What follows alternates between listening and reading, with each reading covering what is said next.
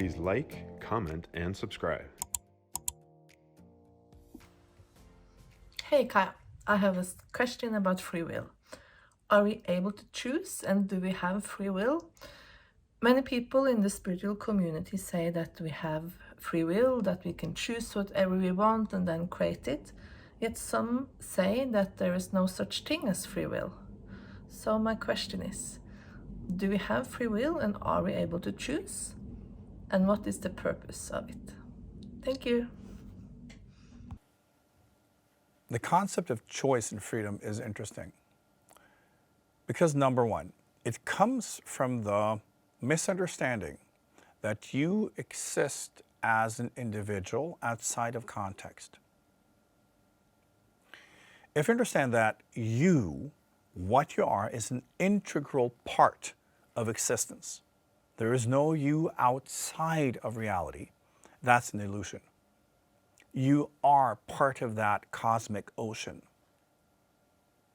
which means, is freedom then relevant? And what is freedom? Often we see the thought of freedom as me being able to do whatever I want.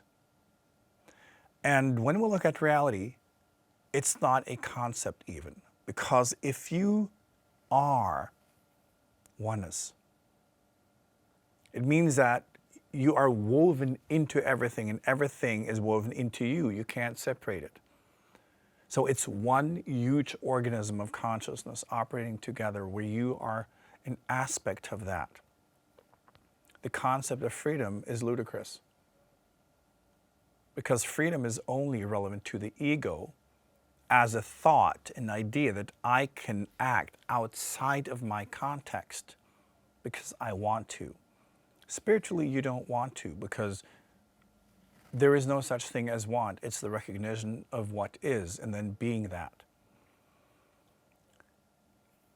And when you understand that we do not truly exist as individuals, then why would you choose? Because everything already is. From the ego perspective, this sounds very depressive. Why shouldn't I be able to have my freedom? Because you don't exist.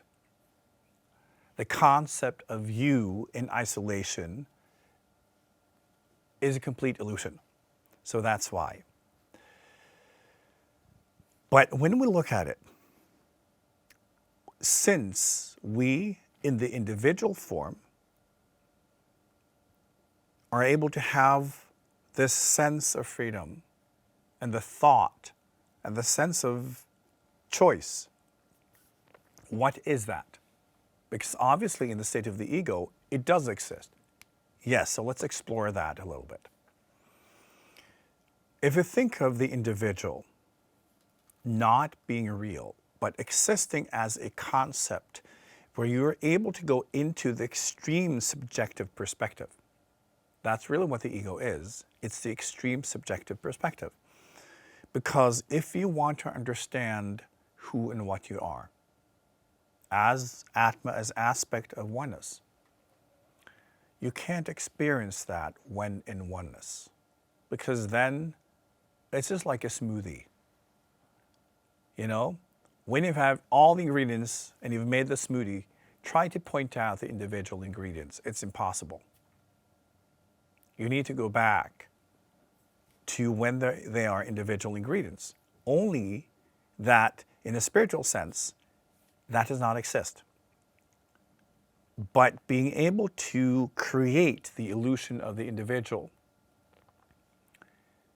is still creating that illusion of the individual ingredients so that you can study yourself and understand yourself as that ingredient.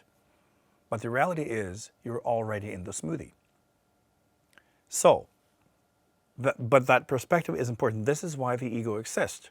So you can insist that you exist as an individual and explore that and be in this journey that is really about you understanding yourself as a cosmic ingredient. So, one part of the study is understanding yourself, what ingredient you are, and part two, how does that affect everything else?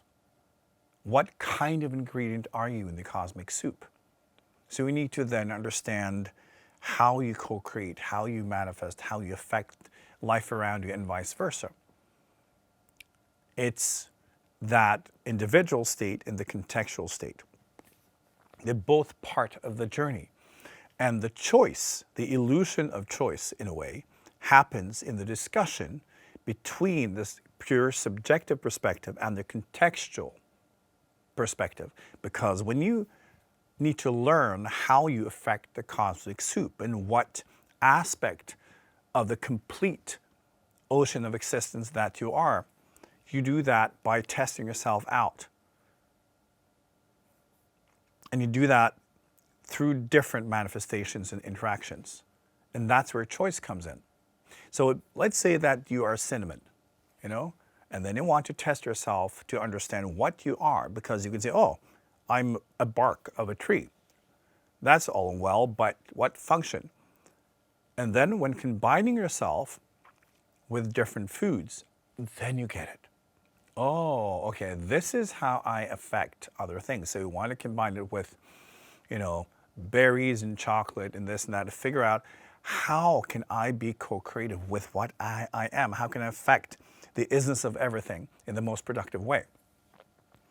And in that, you choose kind of the details. You choose also manifestations in their individual journey and try to interact with that to understand it.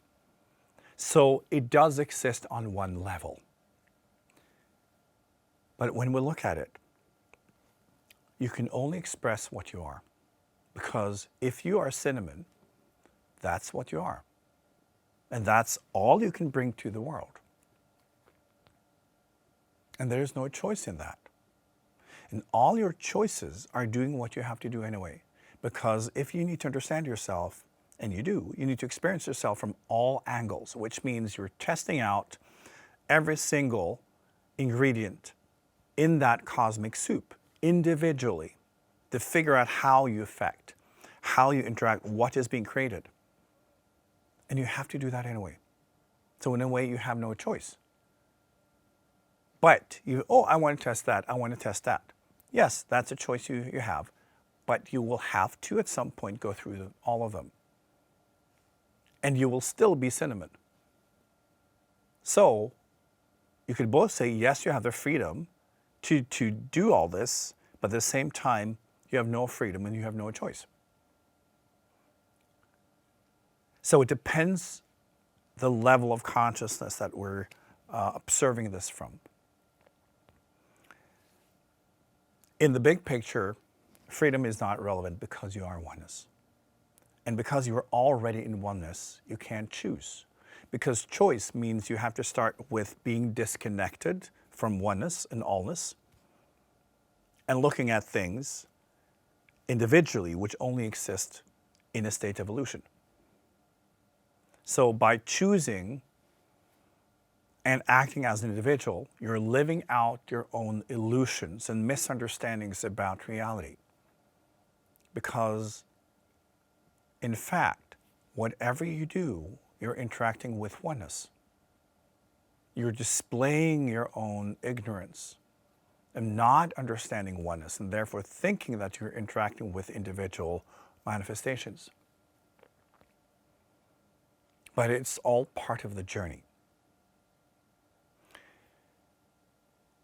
I've often used the example of a carrot. A carrot can only be a carrot.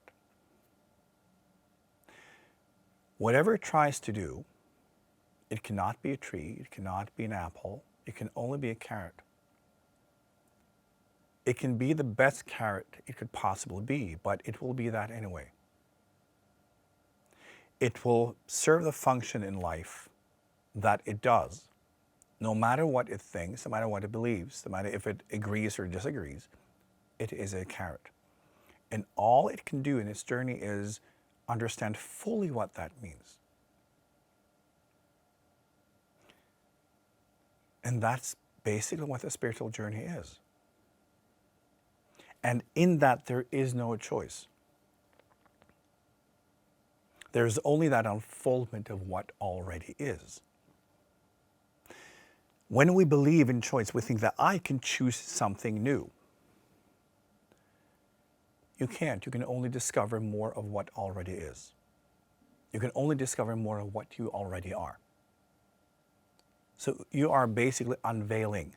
Every time you think you're choosing something new, you're actually choosing less. Does this sound confusing to you? The thing is, every time you do something, you're actually removing your own ignorance. You are removing your own limitations into more of what already is. By doing so, you have less options, less choice, because you get closer and closer to oneness. And as you also know in your spiritual journey, the more you grow, the more you get a sense of oneness in everything. You start recognizing that this is an organism of consciousness. And gradually, you start seeing the same light in everything. You start seeing the same being of consciousness in everything. You start connecting with it as yourself. And you see that also as you. So kind of the boundaries and the separation between manifestations, first it gets blurry and then it simply disappears. The journey leads to oneness. There's no option. So whatever you choose, it will still lead you to oneness. Whatever you do, it will still lead you to oneness. Whatever you think you want to explore in yourself, it's still just uncovering more of what already is and more of what you already are. But in the linear, individual path, yes, that is freedom and that is choice. But as spiritual essence, as oneness, you're already there, you're already fulfilled, and therefore freedom and choice is completely irrelevant. Oneness is all. You are all. And there is no journey. The journey only exists for as long as you believe it exists. In reality, there is no journey. There is only the gradual awakening of what you are as oneness.